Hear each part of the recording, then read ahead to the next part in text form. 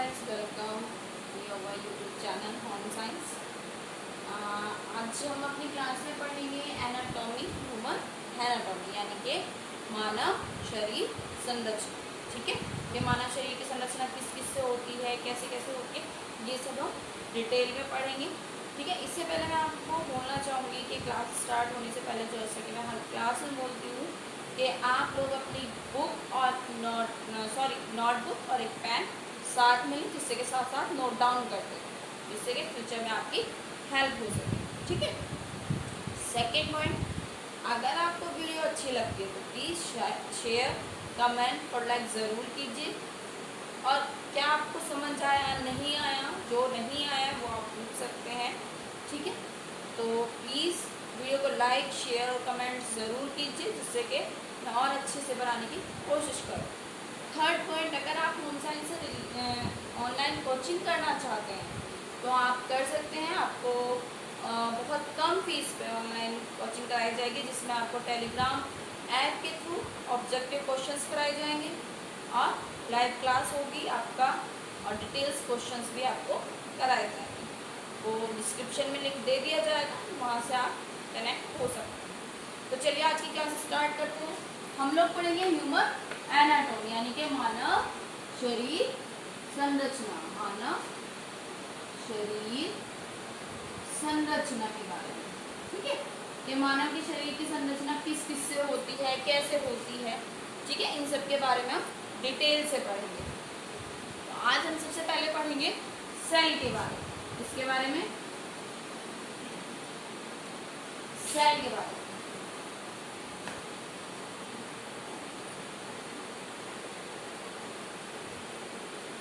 Sales में कोशिका, क्या कोशिका, सेल को हिंदी में क्या कहते हैं, कोशिका। तो हम आज उसी के बारे में डिटेल में पढ़ेंगे। जो मनुष्य की मेन शरीर की संरचना होती है, उसका जो मेन पॉइंट होती है वो होती है कोशिका, यानी कि सबसे छोटी इकाई, सबसे छोटी यूनिट जो होती है वो क्या होती है, कोशिका, यानी कि आपकी सेल। बहुत सारी जब सेल्स मिल जाती हैं तब क्या बनता है, टिश्यू, यानी कि ऊतक। ऊतक के बारे में हम बाद में पढ़ेंगे। सबसे पहले जो पॉइंट है हमारा वो है हमारा कोशिका। ठीक है, कोशिका यानी कि आपकी सेल। जो कोशिका होती है वो मानव शरीर रचना की मेन इकाई होती है। उसके अंदर एक फ्लू भरा होता है। ठीक है, क्या होता है, फ्लू होता है। जो आपकी जो सेल्स होती है वो कंटिन्यूली आपकी बॉडी के अंदर बनती रहती हैं, टूटती रहती हैं और नई नई बनती रहती है। ठीक है, ये सेल है, इसी के थ्रू आपका पोषण काफ़ी हेल्प होती है। अगर आपकी सेल्स नहीं बन रहे हैं ठीक प्रकार से शरीर में, बॉडी में, तो आप ठीक से ग्रोथ नहीं कर पाएंगे। चलिए हम स्ट्रक्चर करते हैं। ये आपका एनिमल्स यानी कि ह्यूमन सेल्स स्ट्रक्चर है। क्या है, ह्यूमन सेल्स स्ट्रक्चर। चलिए मैं एक बार और बना देती हूँ। ये इस तरीके से होता है। ये क्योंकि अलग अलग तरीके से बनती रहती है तो थोड़ा अलग भी हो सकता है। ठीक है, अब जो आप इसमें ये जो बाहर जो लाइंस है इसको कहते हैं आप प्लाज्मा मेम्ब्रेन्स। क्या कहते हैं, प्लाज्मा मेम्ब्रेन्स।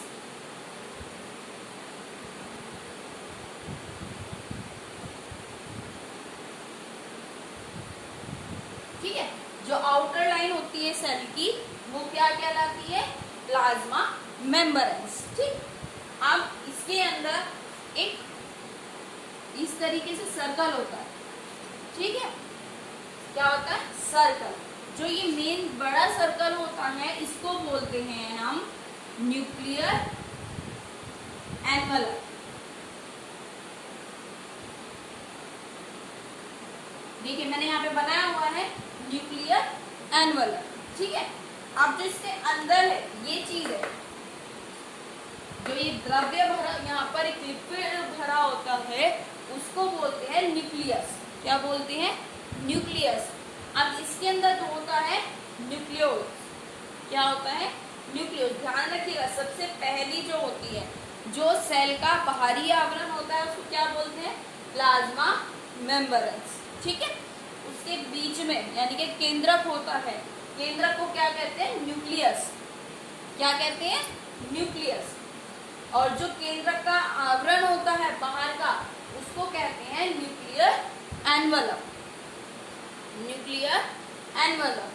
अब जो न्यूक्लियर एनवलप और न्यूक्लियस के बीच का पोर्शन होता है उसको बोलते हैं न्यूक्लियोज। क्या कहते हैं? न्यूक्लियोज। ठीक है। अब न्यूक्लियस के जो न्यूक्लियर एनवलप है उसके बाहर इस तरीके से स्ट्रक्चर बना होता है। देखिए, इस तरीके से स्ट्रक्चर बना होता है।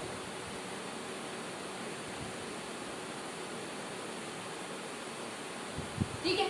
कुछ में इस तरह डॉट डॉट शो होंगी, कुछ इस तरह प्लेन्स होते हैं। ठीक है। जो डॉट डॉट वाले होंगे उनको कहते हैं रफ एंडोप्लाज्मिक। Rough endoplasmic. और जो प्लेन होते हैं, जो आपके साफ होते हैं, उनको बोलते हैं स्मूथ एंडोप्लाज्मिक। ठीक है, समझ आया? जिसमें लाइनिंग या डॉट डॉट होगी न्यूक्लियर के बाहर की साइड, वो होता है आपका रफ एंडोप्लाज्मिक। और जो प्लेन होगा, साफ होगा, वो होगा स्मूथ। ठीक है, इतना समझ आ गया होगा आपको। अब आ जाइए, जो ये डॉट डॉट हो रखे हैं, जो ये पूरी डॉट डॉट हो रखे हैं सेल्स के अंदर, डॉट्स जो होते हैं उनको कहते हैं लाइबोसोम्स। क्या कहते हैं? लाइबोसोम। अब तो मैं आपको एक स्ट्रक्चर के थ्रू ये बता रही हूँ, लेकिन हम इनकी डिटेल्स भी एक एक की डिटेल्स करेंगे कि लाइबोसोम्स क्या होता है, न्यूक्लियस क्या होता है, इन सब के बारे में। तो जो ये डॉट डॉट है ये क्या है? लाइबोसोम। क्या होती है ये? लाइबोसोम। ठीक है। अब देखिए, ये बना हुआ इस तरह एग की शेप में और इसके अंदर ये होता है, इसको कहते हैं माइटोकॉन्ड्रिया। क्या कहते हैं? माइटोकॉन्ड्रिया। ठीक है। जो माइटोकॉन्ड्रिया होती है इसको किचन ऑफ सेल भी बोलते हैं, यानी कि जो इसका सेल का खाना होता है वो कहाँ बनता है? माइटोकॉन्ड्रिया में। ठीक है।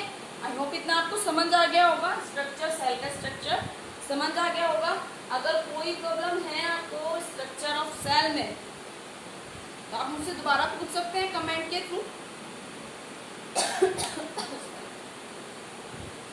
अब बचा आपका, एक चीज रह गई थी, जो आपका न्यूक्लियर था, इसके पास में इस तरीके से स्ट्रक्चर बना होगा। पहले छोटा, फिर थोड़ा बड़ा, फिर थोड़ा बड़ा। ठीक है। इसको बोलते हैं गोल्गी बॉडी। क्या बोलते हैं? Golgi body. ठीक। अब ये आपका हो गया cells of structure. I hope आपको समझ आ गया होगा। मैंने आपको 3 चीज बताई हैं। जो बॉडी के मेन पॉइंट होता है, यूनिट होती है, वो कौन होती है? सेल होती है। और सेल से ही क्या बनते हैं आपके? जब बहुत सारी सेल्स मिल जाती हैं तो क्या बनते हैं? सेल्स, बहुत सारी सेल मिलके एक बनाते हैं आपके टिश्यू। आप देखिए, जो इसका ये है होती है आपकी सेल्स होती हैं, ये 2 पार्ट में बटी होती है। किसमें बटी होती है? 2 पार्ट में।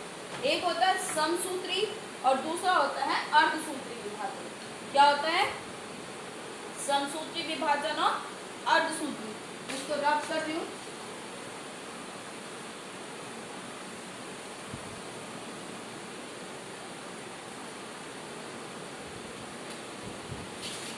दो विभाजन होते हैं इसके। कौन कौन से? समसूत्री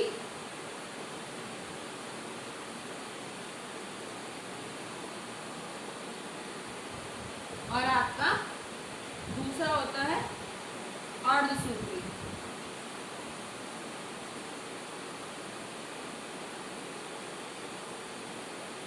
ठीक है।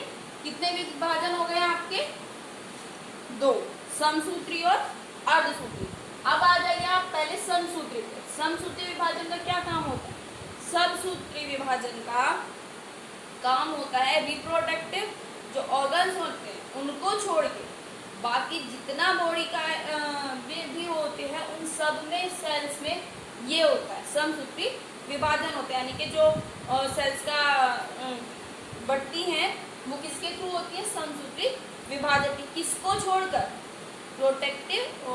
रिप्रोडक्टिव ऑर्गन्स को। रिप्रोडक्टिव ऑर्गन्स पे समसूत्री विभाजन नहीं होता।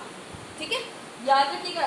बहुत क्वेश्चन बनता है कि समसूत्री विभाजन का जो होता है वो शरीर के किन भागों में होता है। तो किन भागों में होता है, मतलब मोस्टली सब में होता है, आपका सिर्फ रिप्रोडक्टिव ऑर्गन्स छोड़ के। ठीक है, तो किस किस में होता है, ऑल बॉडी में, अवॉइड टू रिप्रोडक्टिव सिस्टम। ठीक है, अब है आपका अर्धसूत्री। अर्धसूत्री किस में हो गया भाई, जब सब में तो समसूत्री हो गया पूरी बॉडी में, अब बचा क्या था आपका, रिप्रोडक्टिव। तो अर्धसूत्री किस में हो गया, रिप्रोडक्टिव। ठीक है, जो रिप्रोडक्टिव सिस्टम है उसमें जो उसकी सेल्स हैं उसमें अर्धसूत्री विभाजन के अकॉर्डिंग उनका डिवाइडेशन होता है, मतलब जो टूटती है वो अर्धसूत्री विभाजन में। ठीक है,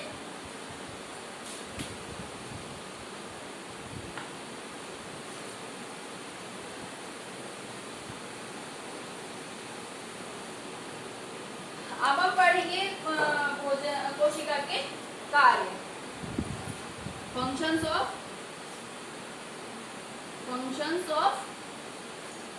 सेल्स।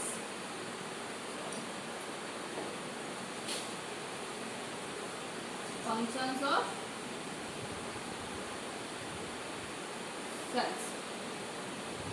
ठीक है, क्या होते हैं फंक्शन, जो आपकी वृद्धि होती है, बॉडी की ग्रोथ करना। ठीक है, अगर आपकी बॉडी में ठीक तरीके से सेल्स नहीं बन रही है तो आप ग्रोथ ठीक से नहीं कर पाओगे। तो ग्रोथ के लिए सबसे ज़्यादा क्या ज़रूरी है, आपका ठीक तरीके से सेल्स का होना। ठीक है, सेकेंड आपका रिप्रोडक्टिव।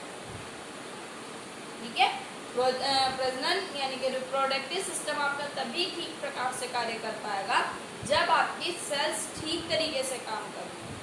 ठीक है, थर्ड पॉइंट होता है सेकेंड आपका, फर्स्ट आपका वृद्धि ग्रोथ करना, सेकेंड आपका रिप्रोडक्टिव जो सिस्टम है उसके रिप्रोडक्टिव सिस्टम में हेल्प करना, मतलब उसका सही तरीके से उसका कार्य करते रहना। थर्ड है आपका अनावश्यक कार्य को बाहर, अनावश्यक जो पदार्थ हैं आपकी बॉडी के अंदर उनको बाहर निकालने में भी आपकी हेल्प करते हैं। ठीक है, ये था हमारा सेल का एक छोटा सा इंट्रो। आई होप आपको समझ आ गया होगा। प्लीज़ अगर आपको वीडियो अच्छी लगी है प्लीज़ लाइक करिए, शेयर करिए और कमेंट्स करके मुझे ज़रूर बताइए आपको समझ आया या नहीं आया है, क्या चीज़ आपको समझ नहीं आई है। मैं सब पूरी कोशिश करूँगी दोबारा समझाने की आप लोगों को। और अगर आप ऑनलाइन कोचिंग लेना चाहते हैं तो आपको लिंक डिस्क्रिप्शन बॉक्स में दे दिया जाएंगे, आप वहाँ से कनेक्ट हो सकते हैं। ठीक है, आज की क्लास में इतना ही guys, thank you, good night and take care.